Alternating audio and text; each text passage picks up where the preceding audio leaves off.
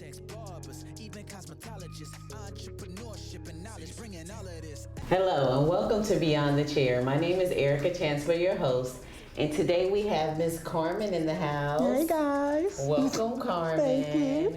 Welcome. So we kind of already started off camera with the COVID-19 and how it's just affecting us and how, oh my gosh, people are just taking advantage. Yeah, really crazy. Taking all the advantage. schemes and scams. Yeah. I think it just really brought out the worst in some people, right? Yeah. I say it's one of the best or worst things to happen to me because I learned more about myself, but a whole lot about others. Yeah. And just more about like contentment and what I really don't need or what I thought I needed. Right. You know, I don't really need like I thought I did. Exactly. Yeah. So. Especially since you don't have access to it now. Right. It's like, okay. Yeah. Oh, okay. I thought I needed that, but I really don't. Yeah, and I'm not anxious or like unhappy. I don't feel like I need to go anywhere or like, And I'm like, thank God he made me the way he made me because And some people are trusting in just they cannot function right now. They're having a fit. Having a very hard time. Yeah. Very hard time. So how has it affected your business, if any? Well, business, a lot. Initially, it felt like a vacation. Right, when it first started. I was like, oh, okay, 2 weeks, because they were projecting a timeline. And then as it progressed, it was like, and I was like, okay, well, they couldn't figure out the EDD part. And so how long am I going to have to use my own money, right? To be at home with nowhere to go. And so because my parents are in the age group and have underlying conditions, that was, a priority. Yes. And then I was living with a 5-year-old doing caregiving for her. Right. And so I had to be especially cautious. Yeah. I couldn't really do anything. And that was hard to just be in the house and have to be still. Especially after doing hair for so long. Like, really. And then it's kind of different when you decide to not do anything. Yes. Or be still or take a vacation. And the way you do it as opposed to being forced. Yes. So that became trying after a time. Like, after I think about the 30-day mark, I was like, oh God, this is horrible. Right. So what are some adjustments that you made, if any? Well, unfortunately, cable became an issue because their systems were overloaded. So many people at home needing to use the internet and such. And so there were times where I didn't have internet or couldn't even watch TV or limited to channels, like 3 to 5 channels. And I'm calling Spectrum every day, like, hello, my sister works from home. I need some entertainment. Exactly. I don't have anything else to do. But I journal, so I journaled a little more. Okay. I believe in God, so, spending a little more time with him, talking to him, and just kind of like, that relationship. Yeah, just strengthening my faith, and just doing some inner work. Right. Working on myself. Because everything was still, it kind of forced to, just because you're in a place where. Unless you just watch TV all day long. I can't watch TV all day long. No. I can't do that. I don't even watch half of the shows that they be talking about. I can't even tell you. So I have to go outside and get me some sun and, I'm in my thoughts. So, I've just, it forced me to write some things down and, prioritize some things. Dove more into my salve business. Okay, that's what I was gonna just say. getting real serious about it. Yeah. Filing my fictitious name filing. Right. And, preparing for my social media pages and website and stuff like that. Building my base a little more. Okay. I was able to reach out to more than a few more clients and people spreading the word, so that really helped. Okay. So my business has grown during this time. That's good. So that feels good. I was wondering about that, if you had to start any other businesses in order to pick up that that extra income, because I Right. know a lot of people that have had to. Yeah. I mean, I think that Chadwick is a very good example of what it means to just leave it all here. And after, I mean, even though that was most recent, Right. it just kind of re-inspired me to tap into all my gifts. Right. You know, because you don't use all of your gifts. Yeah, And so yeah. I like to bake, and I bake well. So, you know, that's something that I want to kind of do a little more of.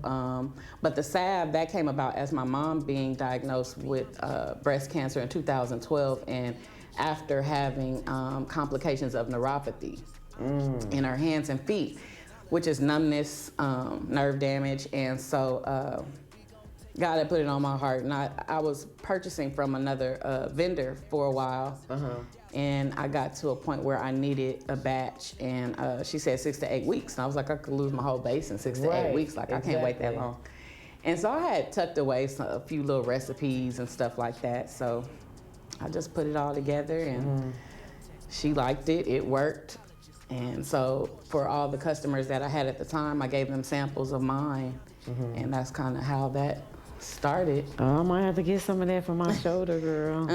I have postal workers. I have knee replacement surgery clients, arthritic. You know, you can use it for any area that you experience pain. So That's pretty cool. multiple streams of income. Yes, definitely. Yeah. You got to. You got to have that passive income where you ain't even doing nothing, but you still making money. Because all of That's my the new word clients for the aren't day. ready to come back. Right. You know, like some of my friends, Especially the older their ones. business picked right up, you know, and mine isn't moving as quickly as I thought or hoped. So, you know, it's definitely been helpful. Right. Definitely. Definitely. So, do you think it's important to take your business beyond the chair? Yes. Yes, Just because like I mean, talking COVID about. was like a perfect thing in a way, because there are a few clients who, you know, aren't used to doing their hair, and, you know, they're not used to their hair texture even, and so they were like, okay, well, what can I do, you know, just to keep I'm it, home, you know, and just talking to them and sending them information, hair care tips, you know, product information and stuff like that. So I think that was, you know, I guess a way of consultation beyond the chair. Then I think that you can do house calls. You know, that's another way to still be in business but not be in a salon per se. So yeah, but I think it's very important that you figure out other ways. I know people have developed product lines since this. Even their kids, like since they're home with their children more, the babies are, you know, they got them with doing small little businesses. things, which I think is really awesome. Yes, definitely. Yeah, because I mean, the younger you start, you know, the more time you have to get it right, and you know, so I think that that's a really good thing to do. Definitely. So with the wake of all the, I guess you could say, discrimination within the police department, and just the discrimination that Black Americans experience being here in America. Do you think that the Board of Barbering and Cosmetology has shown diversity within the board? I struggle with that. I agree with a lot. There's a few accounts I follow that were really frustrated and grew to grow a following behind us being out of work and being out of work the longest. And accompanied with our training and how much we are taught in the way of sanitation and protecting the customer or the client, that it was unfair. You know, that we were one of the businesses that should be allowed to work. Or should have been allowed to return soonest. And I really started following them and all the information that they were researching and presenting for us and stuff like that. And it kind of changed my opinion a little bit. I kind of felt supported at first, but not so much as it kind of progressed. And then all the advocating they were doing on our behalf to ask the governor to allow us to return as well. Up. Yeah. Yeah, and just the lack of response, like that was really because daunting. The board like, that was said that weird. they couldn't even say nothing. Like it's not their jurisdiction. They couldn't say anything. Right, because it's really between the mayor and the governor. Right. Like, they have no, and I was like, wow, so then just how much power or control that they had or did not have. And so it was a little scary because we were kind of like asking. They started the petition. Yeah, the petition. They had the GoFundMe because they wanted to have monies available for people who, if they were just going to be rebels and go to work,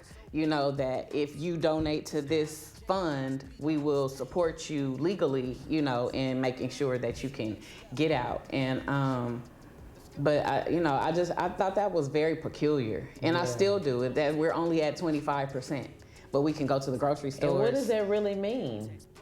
What does that mean? Because everybody's capacity is different, and then how do you do that with a stylist, a client? So what? 2.5 people? I mean, what? How do you justify? That's 25%? funny because I was talking to Leslie about that because I was like, well, what is 25% in here? Because your maximum capacity is, this, and so then how do you say? Because with us, we are fixed, if you will. Okay.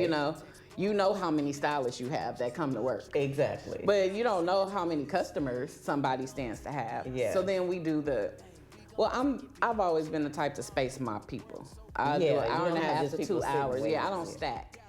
And then I don't have an assistant either because I render the whole service from beginning to finish. Yeah. So that's a good stylist to me. It makes more sense because otherwise I have unhappy people. Right. So, spacing my people apart and that being a practice already made it easier in this because I didn't have to really adjust my time that much. And so you see the person before you, see the person after you. But I don't know. How many booths do you guys have in that salon? Let's see. Approximately. On the floor, there's 12, and then there's 2 private rooms. Okay. So 25% of that would be. I don't know. That's what I'm saying. What does that mean? So because you have to include the client. Yes. You can't not include the client. And some people are stackers, especially the stylists that do more short hair. Right. Yeah. Because they have that ability. Everybody's not, Because they have some downtime where the client is under the dryer. Exactly. And they can be working on somebody. So that makes sense to me. Right. And then depending upon how you work your schedule and you have an assistant, then you can do that as well because then she's servicing somebody while you're doing, finishing up or what have you. Right. But I don't understand that 25%. I'm still at a loss. And then I don't understand why it's 25%. But wait, what about the working outside? Now that, I was like, wait a minute, okay? Wait a minute. Are we being pumped? Somebody, because it made me laugh. Honestly, it made me laugh. It really was a joke. Because like us down here closer to the beach and stuff, we get a little breeze and whatnot. And it had gotten really hot for us. It had really gotten Glendale, Burbank, the Valley, Van Nuys, where are you doing? 14 degrees out there. And then OSHA and all the guidelines we have to follow. But you say no extension cords.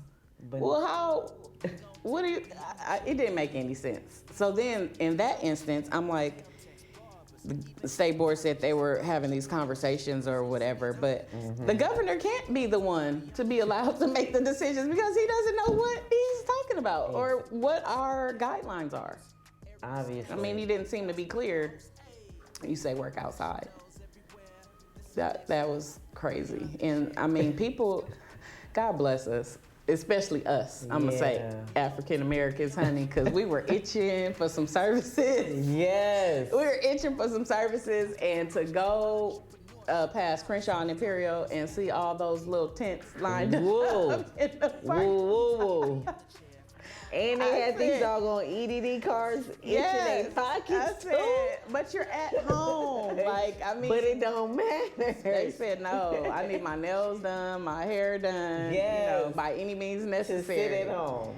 Yes. I mean, I know some people whose business went through the roof. Literally. Because, unfortunately, some aren't licensed, and they're working from home or in a, a place that's, inconspicuous and, you can't tell. And they were taking all kind of people. All the people. I even had people calling me, like, are you taking any new clients? No. Sounding all underground. Wait, are you,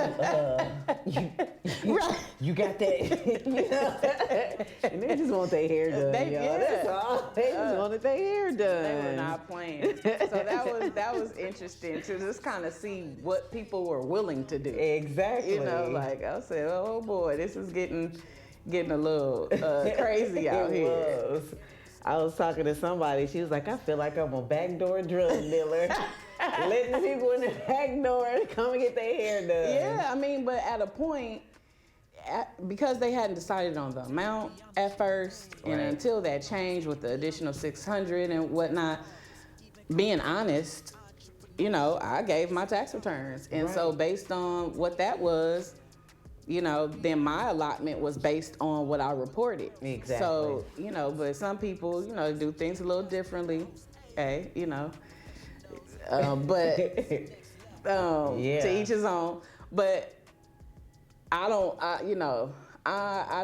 do well through the back door. I've just learned, I got to come through the front door, because when I try and do that, that kind of stuff don't work for me. It never works out. Yeah. So, and I don't like suffering consequences. Right. Like you say, I don't think I could do that time, this. No. Oh, yeah, that's not going to work for me. So, I had people saying, oh, you could do this, you could do that. No, thanks. No, thank you. Thanks. Be blessed. I'm going to be okay over here. We going to work it out. Yes, it'll be fine. Yeah, we'll just eat a few less meals and drink a little more water, a little more movement. It'll be fine. Yes. So licensure. So now that, you see the board can't really do anything for us. But I mean, do you think licensure is still important? Absolutely. Okay. Absolutely. And I even think that they need to encourage braiders to have some type of training. Okay. It may not need to be as extensive as ours, maybe 800 hours. Right, or health and safety. In the way of health and safety, protecting the client, and professionalism. Yeah. I cannot stress that enough. There are so many unprofessional people out here. I had a client to come to me. She's my sister's childhood friend. I hadn't done her hair in a very long time. She's relocated a few times. She's back in Los Angeles, and she said she found this guy who I will allow to remain nameless. Okay. Excuse me. But he's working from home. She didn't know if he was licensed or not, but he has a strong Facebook following. He calls himself a celebrity stylist. Oh, gosh. How many of those do we have? And so he says that she was supposed to have come shampooed and blow dried. She said, well, I wasn't getting braids or a weave. I only know to do that, when I'm receiving those types of services. Had you let me know, I would have, but, And so he was angry because he had to shampoo her hair. Okay. And then beyond that, she had brought hair to be colored. So for her service. And it was horrible. Like, it was patchy. You could tell he used too strong of a lift or bleach because it had broken in areas. The color didn't penetrate in some places. And I was just I was like, this looks horrible. So the conversation began because she was like, I want to use his hair for my ponytail. And I was like, oh no, we cannot. I cannot put this in your hair because people are going to think this is my work. Exactly. So can we compromise? Can we just do your hair regular this time? Right. Allow me to correct this mess. And then next time, if you want to get a ponytail, we put it in and it'll be right. And so I said, well, what happened? Like, did you got your money back? And she said, no, he threw the hair at me and said, there's your money back. And I'm like, this is why. So she paid, So wait, okay. Of course, he's Instagram. So I already know he pushing a deposit thing. Yeah, I'm sure. And so She bought this hair, took it to him in advance to have it colored for when her appointment came. And it wasn't done right. It wasn't professional. And then he said that giving her the hair was her reimbursement. How? I'm confused, but I said, okay. She said she didn't want to, cause a problem. So she said, she would just never return to him again. But wow. yeah. I mean, so it's that kind of stuff. That you're saying that these people. And in all honesty, I was encouraging her to report him because I want to know if he's licensed, number one. And she then said report him. He's just trying to eat, y'all. Look, I get it, but you gotta learn how to treat people. Yeah, but you know what? She ain't coming no more. So that's gonna teach him how to treat people. Yeah, but then to me that says that that's probably not the first time you did that. Yeah, but that ain't the only one. That ain't the only one that ain't coming back either. No. I guess not. But I mean, back. I don't know. I guess it's embarrassing. I feel embarrassed for him in a way because, like, how do you talk to people like that? And throw the hair, sir. What is going on here? And then what people are willing to put up with to save a coin, like people. Like. I don't know. I'd rather pay a little, whatever I have to do to know that I'm in the care of someone who is licensed, trained, and professional. Right. That's just me. I don't know if you can teach it. No. I think it's because even once you start your business, you have the right to apply it or not. But at least it can be said that you were taught. This was shown to you. Right. Now, if you choose to use it or not is one thing.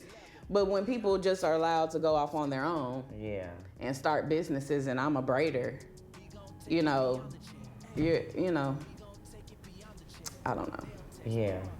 I just feel like training helped me. Yes.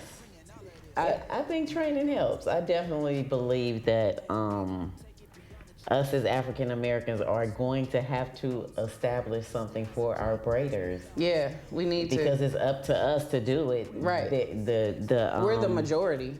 Well, the states, no governmental agency can do it because they can't regulate. The way that she wrote that order up is that we have to do it.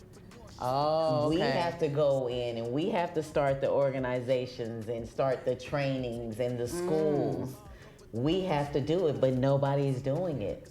So it's going to be up to me and you, Carmen, to start these organizations. Well, look, we need to get that cracking then because that's... Well, I'm on it. Look, yeah. But you got a path too that you need to... Yeah. I mean, I think it's very necessary. So people like that, you need to be like, look, here's my card. I have some training for you. Yeah. I can certify you in Carmen's specialties.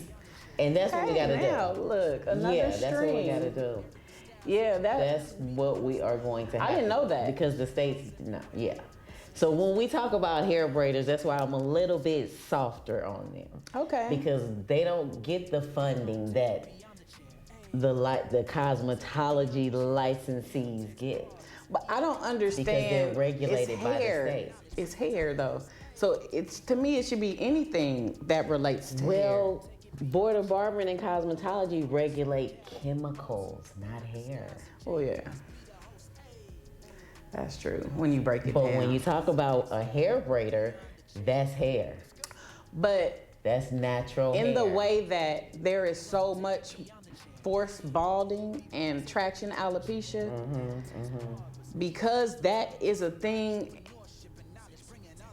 Like, They need education. They need education. They need education. They need demonstration. They need everything that they can learn from. And even customers, because I am blown away. I could not imagine. You see my edges, okay? There's an edge. And if that thing started going back, that I wouldn't be like, what are you doing to my hair? What is going, help, some help, or stop. Yeah. And that the stylist continues to who do are it. licensed. Continues you guys to do are it. taking these people's money and continuing to let these people's hair come out on your watch. That's insane. Shame on you. Shame on you. That's an absolute no-no. That's an absolute no-no to me. You should be written up or get a fine or something. Carmen is ready to do some enforcement. Because it's not right. It's not right.